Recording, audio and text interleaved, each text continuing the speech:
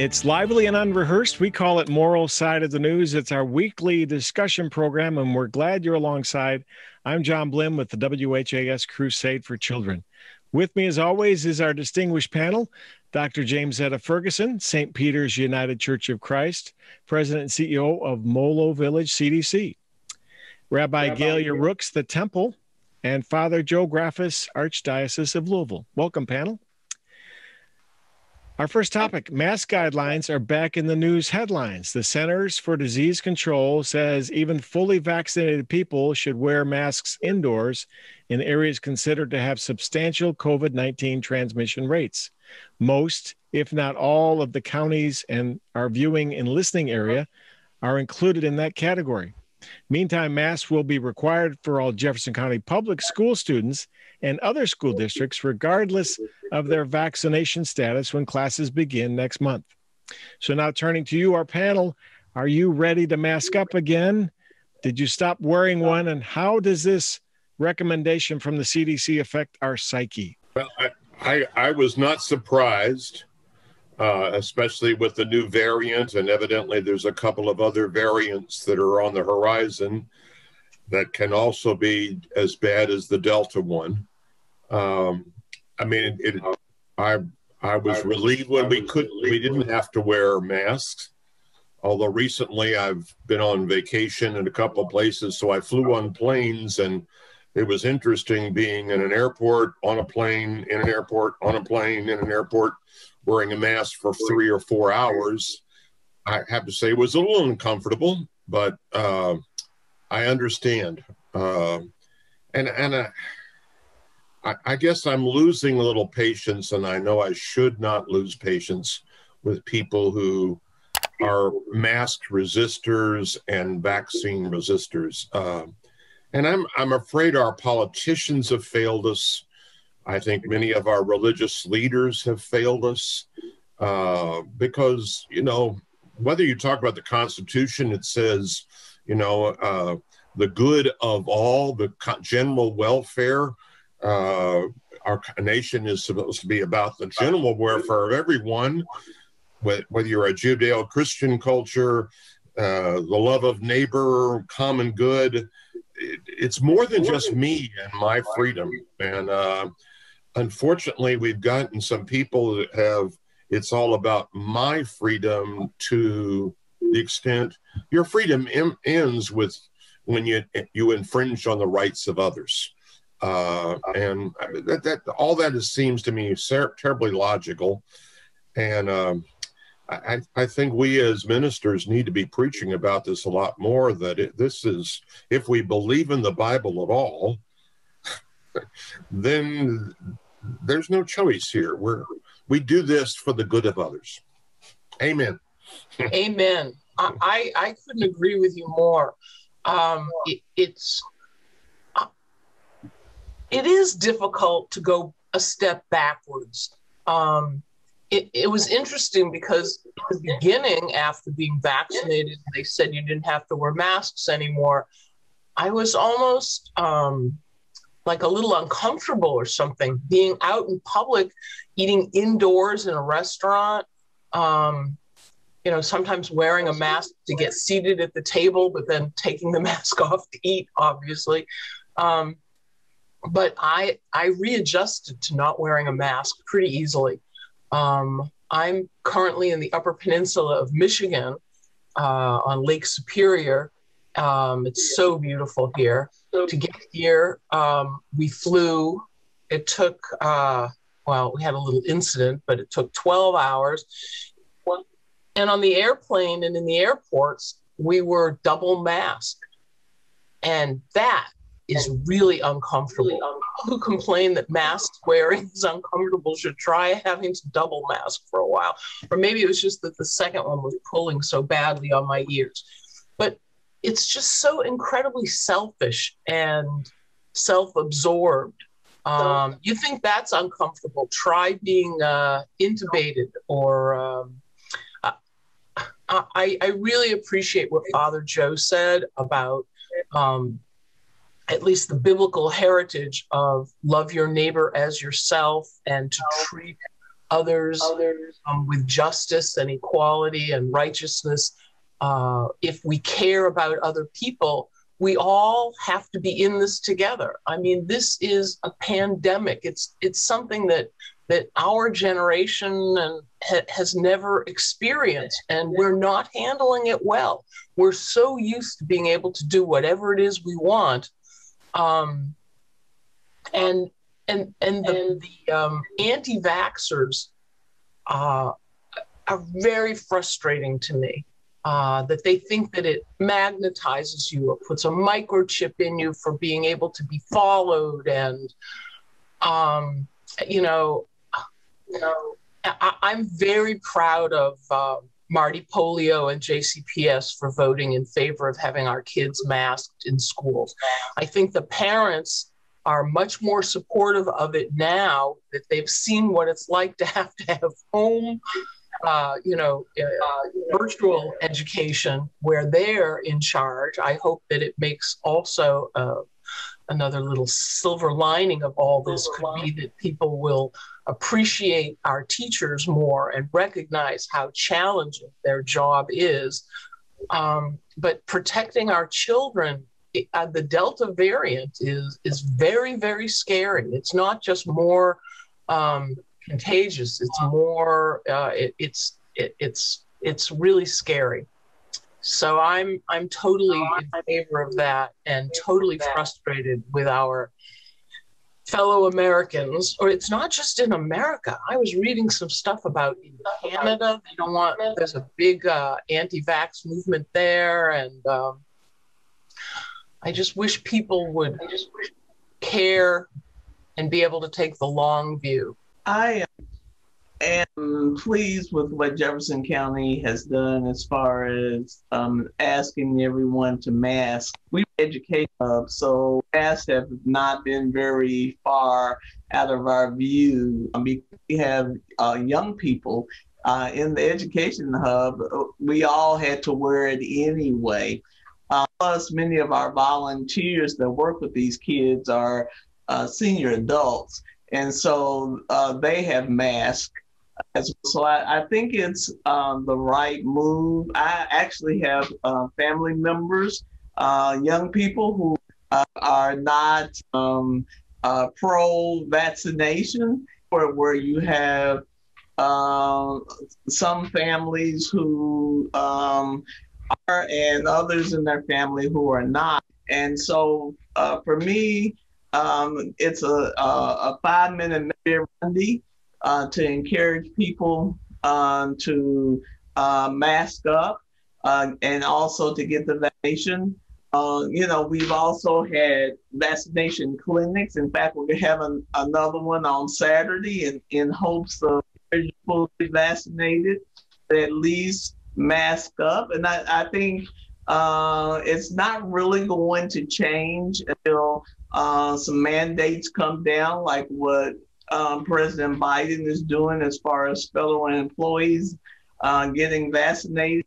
And I think I do agree, once the FDA approves this, then you're probably going to have some people who are going, who are on the fence, go ahead and get vaccinated. But it's minimum responsibility, I believe, in order to protect the people around you, particularly our young people.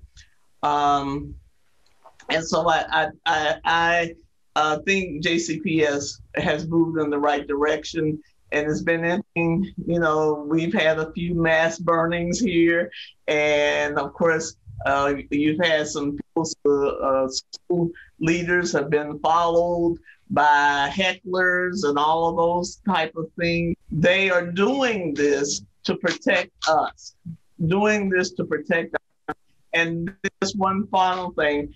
My husband is immunocompromised. He's had the vaccination, and we don't know whether the vaccination is most effective with his health.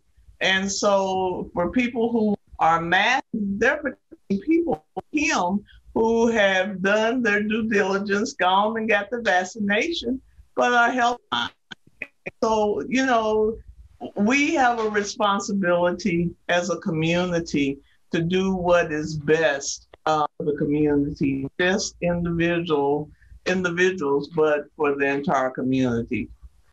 I agree with you wholeheartedly. And I guess one of the points one of the doctors made is I've heard people say, well, I'm vaccinated. Why do I have to wear a mask? And I guess part of the problem is that for those of us who are vaccinated, we could be carriers of this disease because it is such a virulent disease. And so wearing a mask for someone vaccinated is, again, trying to protect your neighbor or your brother. And yet we have so many other limitations. You know, you got to get a hunting license. You got to get a fishing license. You got to get a driver's license. You've got to get, you got to obey a speed limits. I don't think the police are going to say, I'm sorry about limiting your freedom here. But, you know, I think a better example of that, Joe, is that you have to wear a seatbelt. If you bicycle. Don't obey the speed limit, you could kill someone else. Not wearing a seatbelt, that's only protecting you.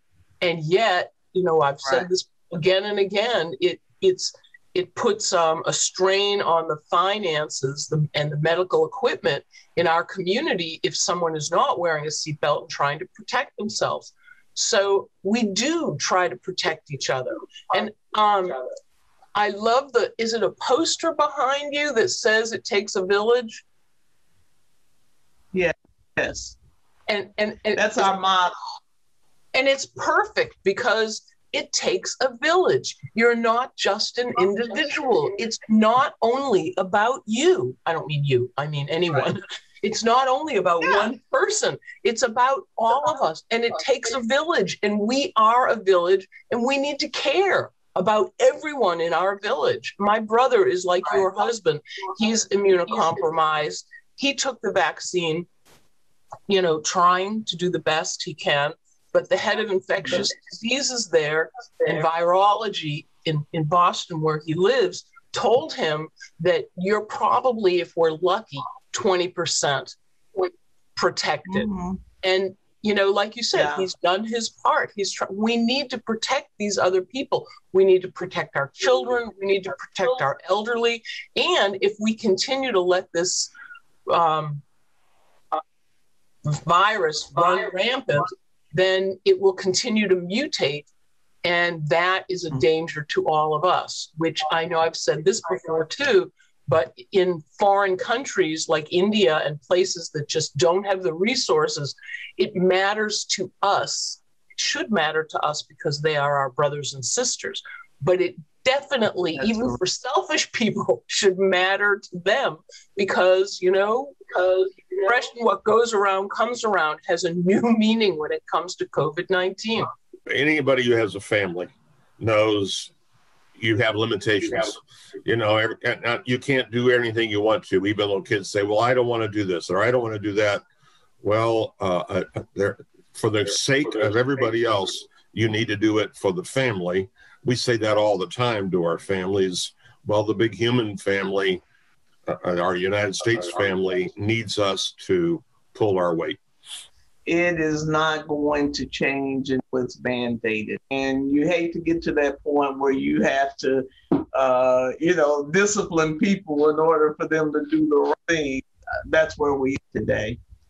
And so I think in the next 30 to 45 days, then we're going to see a tremendous difference in the number of people who are vaccinated. And then we can begin to take off these masks, become part of us, of our mission statement now. I don't know if we'll ever really get rid of them. And kudos to the major corporations that are requiring their employees to be vaccinated. You don't want to get vaccinated, that's your freedom of choice, but our freedom of choice is not to allow you to endanger other people at our jobs. Great. Yes. I want to move right along on our program moral side of the news today. Perhaps some of you watched the gripping testimony about the January 6th attack on the U.S. Capitol. 4 Capitol officers testified, some of them shedding tears as they relive that terrible day to the House committee that is investigating the riot. So panel, I watched the video. I heard the testimony. Did you see it? And can you predict the outcome of these hearings? I saw parts of it, and I saw some replays of it. Obviously, the 4 officers were terribly impressive. I thought it was interesting. They were all from different ethnic groups and showed a real variety of, a farmer immigrant, obviously African American, and they were very, very, very compelling to speaking truth to our nation. I was deeply saddened that so many of our politicians refused to watch it. And I don't understand that. I just don't understand the logic of that. But they were very compelling, and I have to give credit to the 2 Republicans and their statements. I think both Democrats and Republicans have all kinds of problems, and I'm not applauding either one of them in that sense, but we've got to think of our country, and something happened, and we got to make sure it never happens again. I did the whole thing. I saw bits and pieces like you, Joe, but it caused me to weep. I was right along with the officers, and it's such a bad state of affairs that it has come to this, because what it does, it causes communities for them to have a lack of respect for our law enforcement, because if they're looking at the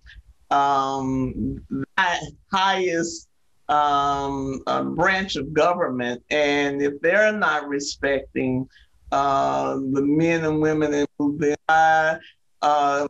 why should they? So I think it sets a bad precedence for the people in our community, but it is also something that unless we deal with it, then we're gonna see it again. And so I am pleased that they are having the hearings. I don't know what channels is being broadcast on, so that more of the public is actually watching it. I like CNN, so I know it's on CNN, but I don't know what other channels broadcast on. And so I wish when they did things like this that you really could have a government over of all of the news networks, so that everybody who watches TV would be able to see these type of things, because otherwise I think it's just a limited number of people who see it, and that is not going to cause the majority to want to change the situation. One of the officers had served in Iraq, and he said that he never saw anything like that in Iraq. It was worse than that. And I was thinking to myself, how could it be worse? But I don't think people appreciate the trauma of being on American soil and seeing thousands of people attacking the very symbol of democracy, of what makes our country great. I mean, 5 people died and dozens more were injured. It was what that symbolized was, I have a friend who actually is an immigrant from Ukraine, former Soviet Union. And she was so traumatized, she was not able to sleep for like a week afterwards. And she was trying to explain to me how this brought up all these issues of persecution in Ukraine. And I knew that I wasn't really understanding it. I mean, I wasn't really connecting to the visceral pain and fear. And I think for these officers who everybody's already said they were so eloquent and so there were racial epithets and someone had to say, words are weapons. Like, haven't we learned that yet? Words, especially from a religious perspective. God created the world according to tradition, let there be light, and there was light. And words have the power to create, and words have the power to destroy. And it's just, and then of course, the how many Republican members of Congress were not willing to vote for gold medals, for congressional medals or whatever, for these officers who died. I mean, really? I that has never been explained to me yet. I do think there are some things. Hopefully, at least the first version that we saw, I think there was a real attempt on all sides not to be partisan. And I think the more we can keep it away from that, although that's going to be very, very difficult, to say, let's look at the facts. What did we learn? I mean, my question is, why weren't the police more prepared for what was coming? Was there an intelligence flaw somewhere along the line? I don't know, but I think we need to check on that. Why weren't the National Guard called in earlier, or the police department of Washington, D.C. to help? It got out of hand very quickly, and I think there's lots of questions about everybody involved and all that whole thing. Well, I think that's the purpose of this, is to determine what were the breakdowns that allowed something like this to happen. Keep referencing 9/11, and if they had not done those hearings afterwards, then we may not have discovered what issues allowed something like that to happen. I think the same thing, but once again, it's so partisan. We'll never move beyond it in order for us to be able to get to the bottom of this. And unfortunately, because of politics, I'm not sure that will ever happen. And I don't understand why this is partisan. I mean, I understand partisan politics, but this is about the oath of office to protect the Constitution of the United States. This is an oath that has no partisan lines. This is an attack on our country and our democracy. It's not partisan. I mean, it has been politicized to become partisan. But I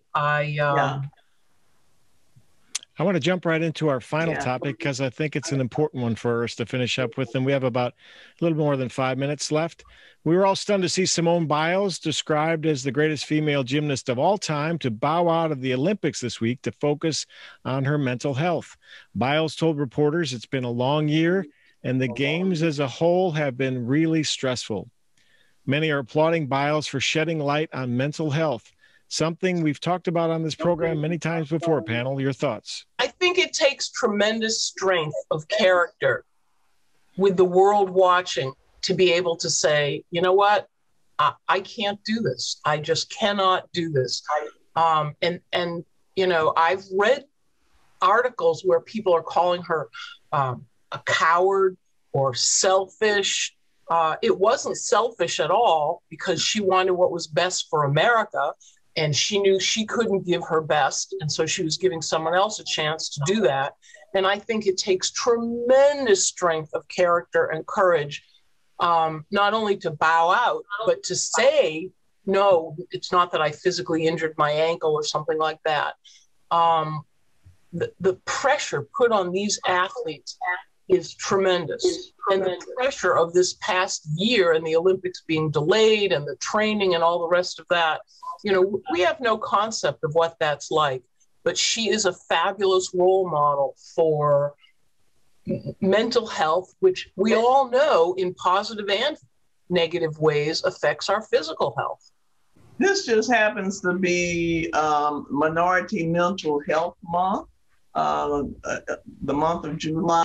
And so I am very excited that she used the forum that she had in order to bring this subject up. This subject in the minority community that has always been a taboo subject.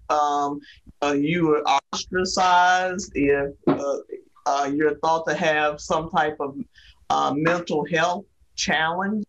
So I think someone of her stature and Naomi, her stature, being willing to admit they struggle with mental health issues, I think it will help and our school in general, but it also should be an opportunity reality check for many of us, because a lot of us walk around, including priests and preachers, walk around that are dealing with mental health challenges, but ignore because we feel like we'll be ostracized or thought less of. Men that have those thoughts and feelings. And so I applaud her. I know that I don't think she's a coward in any realm of possibility. I mean, she's probably one of the biggest athletes I've ever seen. And I just applaud her for what she has done and the courage that it took her to make that decision. I think I agree with you. I think Michael Phelps, of course, has been very helpful over the last couple of years as he's pushed about what he experienced. And I think that should tell us something. Have a great week. I think, Thank you, when panel. you see the difficulty of her performance, she does things that are impossible, but they're very dangerous. And if you're not mentally into that, I mean, there could be severe illness with that. The last thing is that she supported all of her other teammates. Right. They hugged the Russians when the Russians won the gold medal. I thought that was really classy.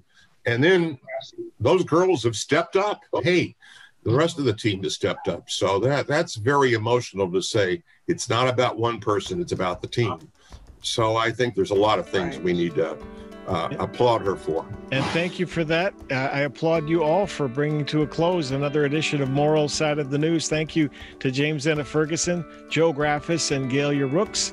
We'll be back again next week with another edition of this program. In the meantime, if you'd like to watch this show or another one from past weeks, just go on to YouTube and you can watch Moral Side of the News there. Until next time, have a great week, and thank you, panel.